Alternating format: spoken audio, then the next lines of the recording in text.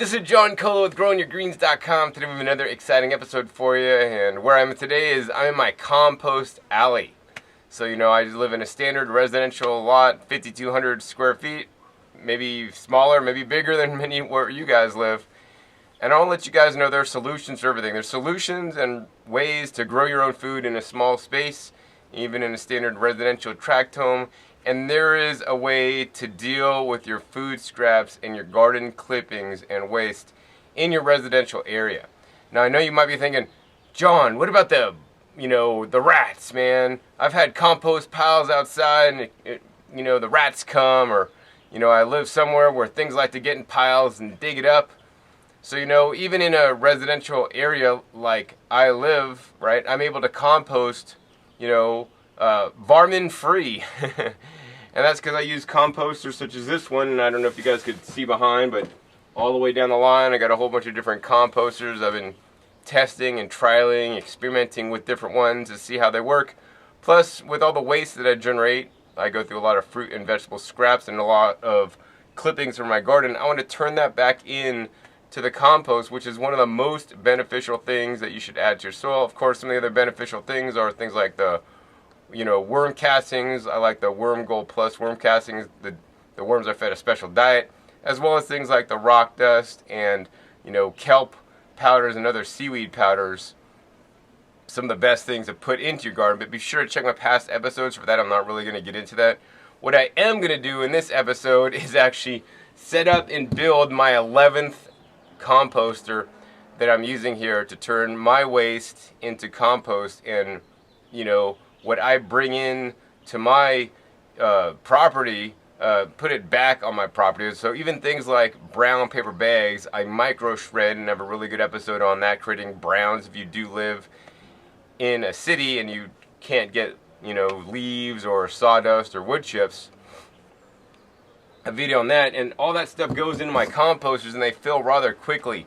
Of course, some of them work better than others, and so some are faster and some work a little bit slower. So the ones that are fast I really like, and the ones that are slower I don't really like, and I'll probably be getting rid of them really soon.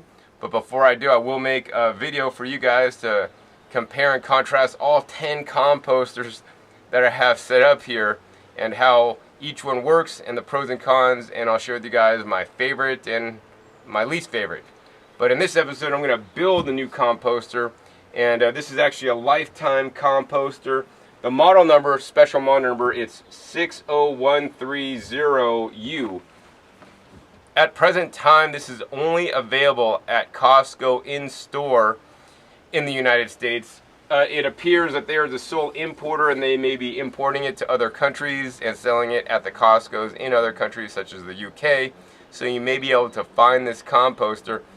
Of my 10 other composters I currently have, I have 2 other Lifetime composters, and I'm not going to say they're my favorite. One of them is actually one of my bottom of the list, but they work well, and for the money, you can't go wrong. One of the things that's important to me as a gardener and somebody that composts is having a sufficient amount of volume to compost properly. So, they make these small tumbling composters you could get at Home Depot that are, in my opinion, virtually worthless if you're serious and not just, eating hardly any fruits and vegetables and creating hardly any waste, because it does take a while to break down. So this is probably one of the most intelligently designed composters, because it actually not only has just one area to fill, it actually has 2 areas.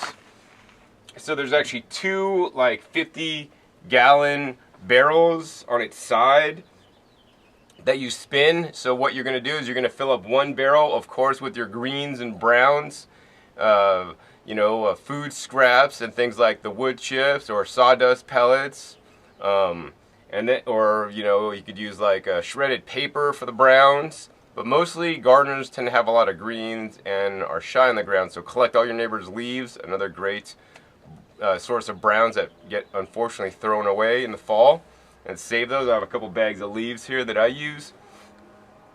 And you'll fill up one side until it's completely full. Continue to spin it once a day, and then once that's full, then you're going to move to the next side and fill that one while you're still going to be spinning the other side. And by the time you're done filling this side should be completed and you'll be ready to screen out your compost if you desire, and then put it back in your soil, put it back in your garden, put it around your trees and shrubs on your property. Give it to your neighbors if you actually don't garden, which I would recommend you do. But compost is the #1 nutrient for gardens and for plants, in my opinion. That's top most, is we need to return to the earth what we've been taking out, and this is the way to do it. So I think every family in America should be composting, and and something like this can make it real easy. I did get this at Costco, and it was an amazing price. I mean, online these guys could be quite expensive. This guy was $150, which is a fair penny. Later in the season, Costco will usually maybe have an instant rebate on it and drop the price a little bit if they're not selling as well. They did this last year as well as the year before. So keep your eye at your local Costco for the price drop. So a few comments about the Lifetime Company. #1, I do like that this has a nice long 5-year warranty, it says on the box, except if you live in Mexico for some reason. This is also a large composter, so it's about 5 feet long. So this fits a mass volume. Now I do want to make a comment about the Lifetime Company. I have bought in Lifetime sheds, and I do have 2 other Lifetime composters. And Lifetime has had piss poor customer service. So if you're listening out there, Lifetime, you guys need to ramp it up. I mean, I make gardening videos for a living. You would think that they might respond to me when I have a customer service issue and defective parts. I submitted an email form on their website more than one time. I never got 1 iota of response. So, so be forewarned, if you're going to have problems with a Lifetime, if you call them, they probably may not call you. So that's why I like to buy it at Costco, where your purchase is basically insured by Costco that you'll be satisfied, or you can return it for a full refund pretty much on most items at any time, even this composter. So anyways, without further ado, let's go ahead and unbox it, show you guys all the different parts inside, and I'm going to start building this because I got at least 20 gallons of plant clippings because I'm changing out seasons that needs to go in my composter ASAP. Alright, so now I'm ready to open up this box and share with you guys what's inside. Now before I do, I want to go over a few things that you may want to look for whether you buy this composter or another one. #1, you want to make sure it's UV protected, right? Plastic tends to degrade really fast in UV unless they put a UV inhibitor in the plastic, and that's something you really need to look for. I have garbage cans that are not UV protected, they're just literally disintegrating. Next, I like that they're actually using some steel in the frame, and I would prefer a composter made out of all steel instead of plastic. They're much more durable, they're going to last a long time, and I want to encourage you guys to vote with your dollars. Buy things that are of higher quality. Even if it does cost more, you'll get the use of it, and it's just going to work better in the long run, and it's just a more wise investment. I mean, something that you could pass down to your kids instead of something that's going to be simply disposable and have to get thrown out by your kids. Let's see here. The other thing I like about this composter is that it actually has dual barrels, and unlike most composters that have barrels that are going the tall direction or vertically, these are going horizontally. So that's super smart. I think all companies that make the vertical barrels should be shot. You know why? Because I don't know if these people designing shit behind counters or behind office job desks really actually garden. Have you guys filled up a vertical barrel with compost and then tried to turn it? It doesn't work so well. It might ship well, it might look good, but it's not functional, guys. So stop making them, especially this company called Good Ideas, right? Some people are asinine. Anyways, that's just my opinion, okay? So yeah, get a horizontal style barrel. Go ahead and lift this guy up and show you guys what's inside. And here's what we got inside. This is plastic panels, and it actually looks like it's insulated to some extent because there's like some hollow airspace on the inside. So this I like. My best performing composters in my compost alley here are the Joraform composters. I'll put a link down below to one of the videos where I built the Joraform. I mean, those things kick ass. If you want simply the best compost in the world, you want a tumbling composter, you want to get the Joraform composter because they just work better. They're made out of metal, they're insulated, they're designed in Sweden, and even in the weather in Sweden when it's freezing outside, snow outside, that thing is still composting. It makes compost faster than any of my composters due to its specific design features, and it just works well, and it's designed to last, you know. Of course, this is made in China, and you know, for the price, you're not going to beat it. What this reminds me of, I don't know, you guys, when you were a kid, you ever go to like an amusement park and go to the log ride? This looks like the log ride, so you're getting in one of those log ride things made out of plastic or fiberglass or whatever, and you're going to go down the water flume. So yeah, it looks like we got a bunch of the barrel parts, and according to the picture and according to when I saw the sample setup at my local Costco, I like this design because it's going to be very, very easy to assemble. Basically, you put all these plastic pieces together, and then they have a strap, you know, on both sides that just strap it together. So it's kind of like how old whiskey or wine barrels were made out of wood in the olden days with the ties. You know, much more intelligent design, this new version, Lifetime, than their older ones that I have also built, which were kind of like a pain in the butt.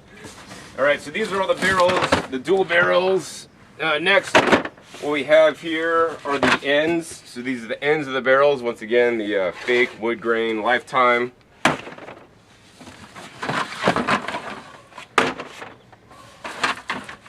Next, we have a few small pieces. Maybe these are for where the door goes, I believe. And then next, it looks like we got an instruction booklet as well as a DVD. So I like that they included DVD assembly instructions, plus also probably information on how to compost properly if you've never done it before. And I'm definitely going to read the directions. Let's see inside this box here. Looks like we got a bunch of hardware pieces and plastic pieces that's going to assist me to build the machine. I like that everything is actually clearly labeled, and hopefully they haven't left out any parts for me. Next, we got those straps or the bands that go around the barrel to hold it all together. So that's cool. Set those aside. And finally, we got the hardware kit. And all the little nuts and bolts and screws and all this stuff. So this is lined up very nicely, so you're not going to be missing any. And then finally here at the bottom, we got all the steel parts. So the steel parts are all wrapped in plastic, so that's good. I don't see any scratches, and this stuff hasn't been damaged despite this being a fairly heavy box. Now for those curious, you know, if you have an SUV or whatnot, this will easily fit in the back. I just have a 4-door car, Hyundai Sonata, and this actually was able to fit in the back seat. You know, you might want to get some help when loading it in your car. I did it all by myself because I don't go to the gym. I lift compost boxes. All right, so yeah, we're going to go ahead and take out the rest of this stuff, and next we're going to go ahead and get ready and set up to build it. All right, so now I'm ready to assemble my composter, and the instructions include assembly instructions, which is actually very important. It tells you how to assemble the unit. And then also, more importantly, how to compost, because even if you got the unit assembled, you need to do special things to ensure you get a fine compost. If you don't add the right things, and I would also recommend to this, that they don't actually recommend in here, is adding some rock dust to your compost. It'll actually work better, and also your end result will be better. You could also, of course, add something like biochar to your compost, which would be a good idea as well. And I mean, the cool thing is, I'm only going to need a few tools. And the tools that it says you're going to need is like a drill. So I got a battery operated Ryobi lithium ion drill. I like those a lot. Need a standard Phillips screwdriver and a wrench. So I think one of the things a company should do whenever possible, especially when you need to assemble something as simple as a wrench and a screwdriver. I mean, they're pretty inexpensive, and you're spending all this money on a composter. They should just include some basic tools to allow you guys to get assembling. Alright, I'm going to go ahead and start putting this thing together. We'll be back at you in a little bit, maybe when I'm halfway done. Alright, so as you guys can see, I got the two barrels built. I was thinking about going to a local swimming pool and seeing if these guys will float. I do not actually recommend that, but I got these two barrels built. It took me about an hour and 15 minutes to do so, and if the cops ever come over looking for me, because I'm not growing cannabis again, I'm going to be hiding in my composter. I think they'll never look in there. Alright, anyways, so let me go ahead and get out of here, And I guess the last thing to do finally is to just simply assemble the base, and then I'll be all buckled up and ready to be composting. Alright, so as you guys can see, I got this side all finished up. Spins nice. And now onto this side. Last step is just to actually put on the door here. And the door just basically hinges on nice and easily, like so. Then you have these nice clips, heavy duty, to lock and load. And now you're ready to compost. So, you know, a few things about the assembly. It wasn't really that difficult. Just pay attention to the directions, and I do encourage you guys to pre-drill the holes here. They do include a drill bit, so that was actually kind of nice. I mean, it went together pretty well. I mean, this seems pretty heavy duty compared to like this one next door. I don't know if you guys can see that, but that's like a dual lifetime last year's model, which actually had some issues with, you know, it maybe not closing properly due to some latching mechanism that gets kind of rusted with the composting on the inside. Also, it didn't really go together super well, and like it kind of leaks stuff when I spin it. There's a whole bunch of stuff below it. So with this one, I think, you know, that they've worked out the issues. It's nice and solid, and I think it's going to be really cool. So the last part of this episode, of course, you know, besides, because I didn't really get into building, you know, my review is that it's actually fairly well built for the price. I mean, I think it still is overpriced for what it is. Piece of plastic and some steel, but you know, if you could get composting, I think it's totally worth it. And you know, I definitely like the tumbling composters. They're my favorite type. Now this doesn't mean that you need the tumbling composter. You could use a compost pile. You know, there's so many different ways to compost, and for me in a residential situation, I encourage you guys actually to use a tumbler, because you're going to keep the vermin, the rats, the mice, you know, away from your compost. And in addition, the benefit for me in my environment where it is so arid and dry, actually I need to drink some water here, is that this holds the moisture in. So a sealed unit, you know, if I had an open air unit, it would dry out very fast. But because this is sealed, keeps the moisture in there so that I could have the proper moisture level without adding additional water, which is a precious resource in my opinion. So the next thing I want to do is go ahead and share with you guys how to compost in your brand new composter. So now that you got the composter built, and that took me about 2 hours to build the composter, you want to get composting, but you're going to need some ingredients to put in the composter to get composting. And to break it down for you guys, let's see, there's two main ingredients you're going to need to make compost. And that's simply known as the browns, or the carbon material, and the greens, also known as the nitrogen material. And in general, you're supposed to have about a 25 or 30 to 1 ratio of carbon to nitrogen. So you need more carbon than nitrogen. Now most people might classify things as browns or greens, so like sawdust or wood chips or, you know, shredded paper would be considered brown or a carbon source. That's not entirely accurate, because everything has its own ratio of carbon to nitrogen. Some people would consider grass clippings or food scraps, you know, a nitrogen, and that's not because it doesn't contain any carbon. It does. It actually has its own ratio, and fruit scraps on its own might have the right ratio to compost down properly, right? So everything has its own ratio. But in general, you know, most things that people are going to be composting, if you're not composting mostly tree materials, are going to have some level of nitrogen in it that you're going to have to balance out with the carbon. So for me here, most of the time we produce a lot of the nitrogen food scraps or food waste, including, you know, pieces of fruit and pieces of vegetable clippings. We put the paper towels, recycled paper towels in there.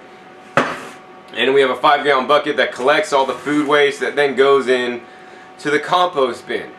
Now, so this would be mostly my greens. In addition, a lot of the different plant trimmings out in the garden, those are also greens. And greens are fairly easy to come by. It can be more difficult to come by the brown. So if you want to get some carbon source stuff, you could look no further than a local tree trimmer and ask them for the, you know, the tree chippings. or sawdust from a sawmill that's using 100% real wood with no like glues or anything in there like particle board or plywood. And you can also look to this source that I'm going to share with you guys next. So aside from using trees and leaves as your browns, you could also use something very plentiful around the city. If you don't have trees in your city and you can't get any leaves, maybe you're living in a big city, you could use something like this. So, you know, the standard paper bags, I like to use the paper bags because they're not, you know, dyed white. Of course, you could use, you know, shredded office paper. I have what's called a micro shredder, and this is an OM 2750. It's actually worked quite well for me, so we could shred up any kind of paper. But I also want to encourage you guys to shred up your lifetime cardboard box that the composter came in. So we're just going to go ahead and cut a section out right here, and we're going to feed it in to the micro shredder. Now it's very important if you're shredding cardboard like this does take a toll on the shredder. So, you know, don't like do it all at once. Like shred a couple pieces, let your shredder rest for a while, keep your hand here to see how hot it's getting. And the other thing you want to know if you're going to be doing this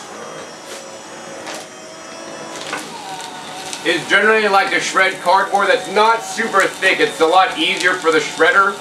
And if you are going to do this, you want to get a micro shredder. We'll go ahead and open that up and show you guys the fine particle size it makes, because, you know, if you put chunks of cardboard in the compost bin, it's not going to be that good because there's not enough BSA or bacterial surface area.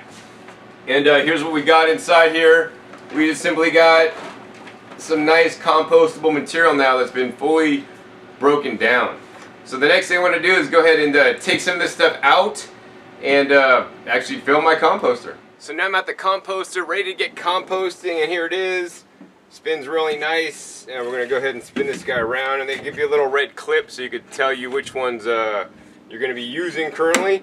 Go ahead and unsnap these guys here, nice and tight fit. Open the hatch up, and now we're all ready to fill our composter. So this is where it gets a little bit important, so you want to pay attention. You want to mix the right ratio of ingredients. So if you put like all wood chips in there, I mean, it's not really going to compost with heat in an appropriate or quick amount of time. So that's why we really want to pay attention to the recipe, and you could get all mathematical on me and all this stuff and figure out the exact ratios. And if you're one of those gearhead dudes that like to figure this out, do a Google search on it. This video is not for you. This is the simple and dirty method for people that don't want to have to think, don't have to figure every possible carbon to nitrogen ratio out, right? So what I'm going to do first is take a bucket here. I got a 5-gallon bucket of the food scraps, and we got some orange peels on top. And we're going to go ahead and simply dump this guy in there.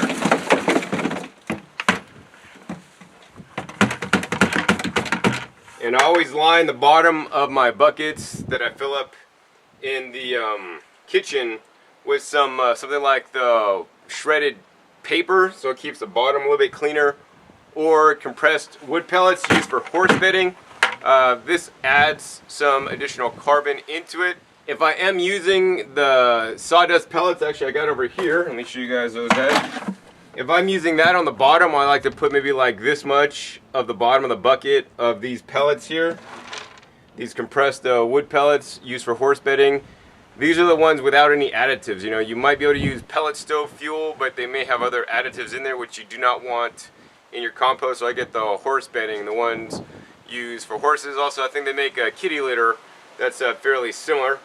And if I put that in the bottom, then I don't normally add any extra nitrogen. I usually find that it works well on itself because I had the shredded paper that's not quite as high in the carbon. So I'm going to go ahead and add some additional carbon. So for that reason, what I recommend you guys do to keep it simple, if you don't want to use the compressed wood pellets for your carbon source, is every bucket full of food scraps you add just like a bucket full of leaves. Leaves should be fairly easy to get in many places.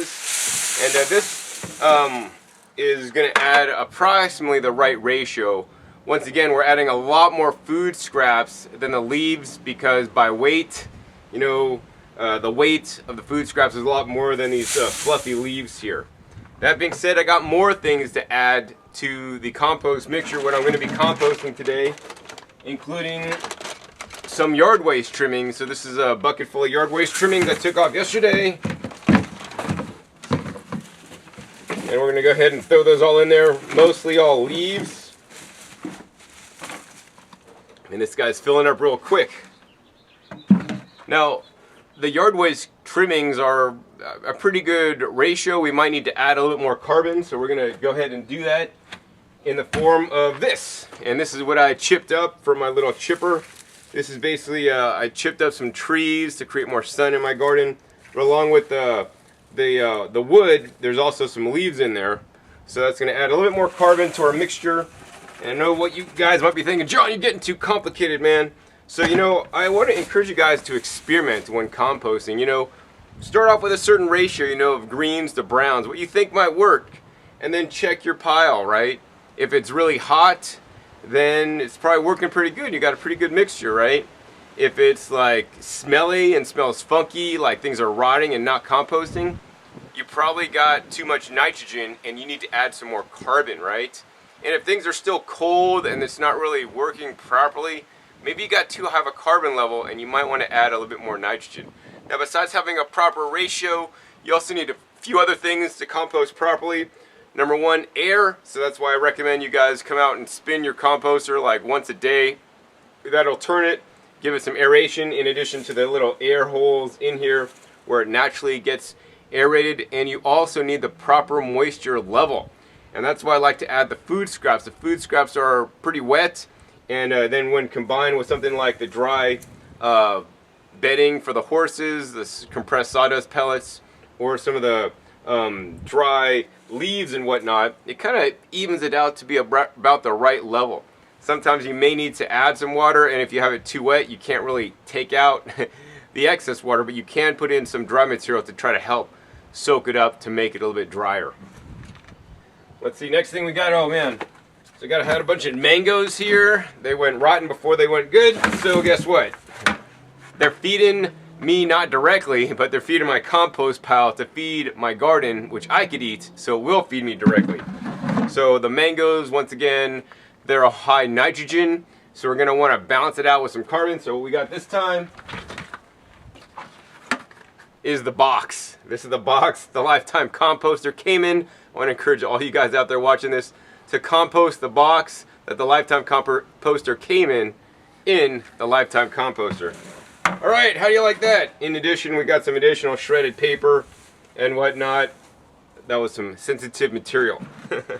All right, so we're filling this guy up pretty quick here. So I got a few other things to add in there, but before I do, you know, the most important thing you want to add to your composter, and this step is completely optional, but I would highly encourage it, is this stuff right here. John, what is that? Well, this is just finished compost from other composters down yonder. And, you know, they sell this compost activator or compost starter in the stores. Now, I don't necessarily recommend that stuff, but I do recommend using some of your own compost because that has the, you know, biology, the bacteria in there that'll help jumpstart this.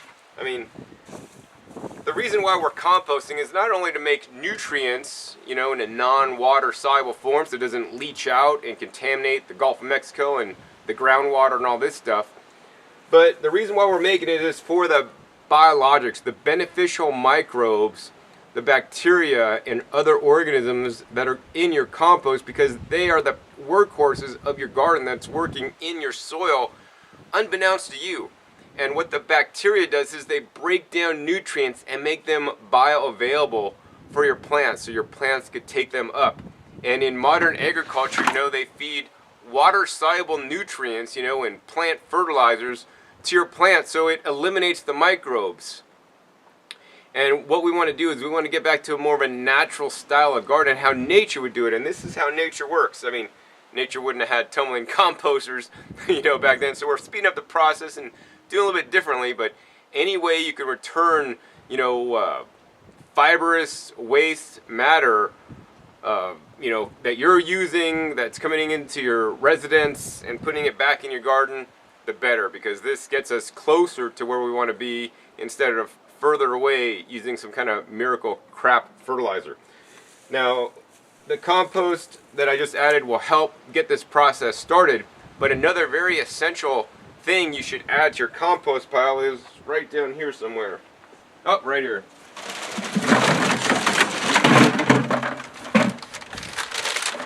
And this stuff is called the azomite. And many people don't know this, but the bacteria in there likes to live on clay and have clay as a home. So the azomite is basically a clay trace mineral product. I like to call it a rock dust, but technically it's not a rock dust. They basically call it A to Z of minerals, right? And it's very important and critical to me to get trace minerals back into my soil. When the soil has the trace minerals, the microbes flourish, which in turn means your plants will flourish and your plants will be able to uptake some of the trace minerals that are in the soil that standard agriculture is not putting in. When you add the trace minerals back into your soil, you know, some amazing things happen. Number one, the plants are healthier, so they're more disease and pest resistant. Number two, they grow bigger. You know, you're gonna have more bountiful yields.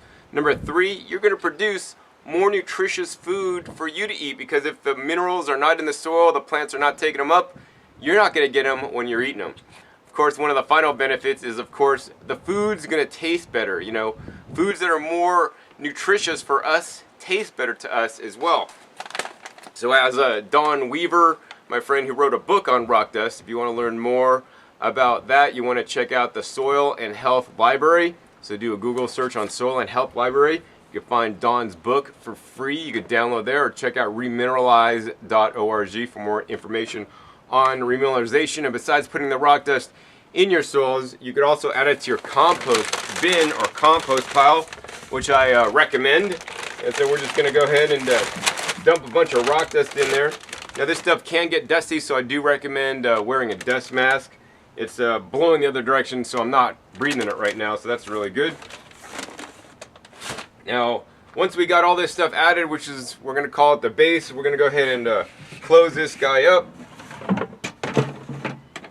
Lock this snap, and let's see how easy this thing spins.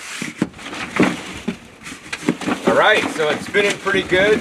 They got these nice little hand grips, you know, which is improved over the previous models of the Lifetime composters that were a little bit harder to grab. These are actually quite easy. So you just grab it and spin it. Not a lot of the rock dust is leaking out, which means, you know, there's no major big holes or gaps. It seems nice and solid, and it seems like, to me, it's going to last quite a long time. Let's go ahead and open this guy up and check out what it looks like on the inside after we mixed it. Alright, well, now we got the rock dust coming out. Looks like we need a little bit more moisture in there. But as you guys can see, we got all the mixture all mixed up in there pretty good. Let's go ahead and shut that guy out so I don't have to breathe the fine particulate of rock dust. Rock dust in itself is not toxic, but any fine particulate going into your nose, definitely not a good thing in my book. So I hope you guys enjoyed this episode, me sharing with you guys my experience with the Lifetime composter that's now available at Costco, in store, maybe even online soon, and maybe even in other foreign countries. Let's see, so far so good. It took me about 2 hours to build, once again, with the right recipe, you know, and this design with its kind of insulated, you know, double wall, nice and sturdy, nice and stout, well designed. I mean, I gotta say this is improvement on all their previous Lifetime composters they've made.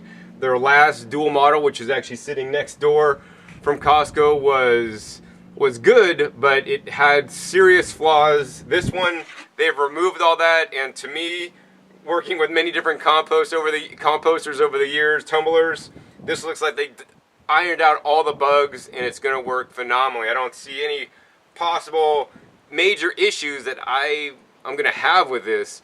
So at this time, if you're looking for a low-end composter, I could definitely recommend it. Of course, if you want a higher end, you just want to get the best, you want to check my other video, I'll put a link down below for the drawer form composter. That's like the Cadillac of composters. This, I don't know, it might be considered Fiat. Anyways, I hope you guys enjoyed this episode. If you liked it, please be sure to let me know. I'm going to be soon doing an episode with my other 10 composters that are in my compost alley here to share with you guys the pros and cons of every different compost tumbler style or composter that I have used. Also be sure to subscribe to my channel if you haven't already, because I will be coming out with that episode, and I always come out with new episodes every few days to keep you guys growing and keep you guys excited about growing more food at home. And finally, be sure to check my past episodes. I have over 1,000 episodes now on all aspects of gardening, including things like composting, so that you could return, you know, some of the nutrients and cycle more nutrients in your garden instead of out of your garden like we currently do in our society. Once again, my name is John Kohler with GrowingYourGreens.com. We'll see you next time, and until then, remember, keep on growing. All right, this is John Kohler with GrowingYourGreens.com. So we have another exciting episode for you, and I'm here at my girlfriend's house, actually. And many of you guys know that I helped her set up her very first garden, and it's sitting right next to me. This is known as the AeroGarden 7 LED. We actually have 2 videos on that, so I'll post the links down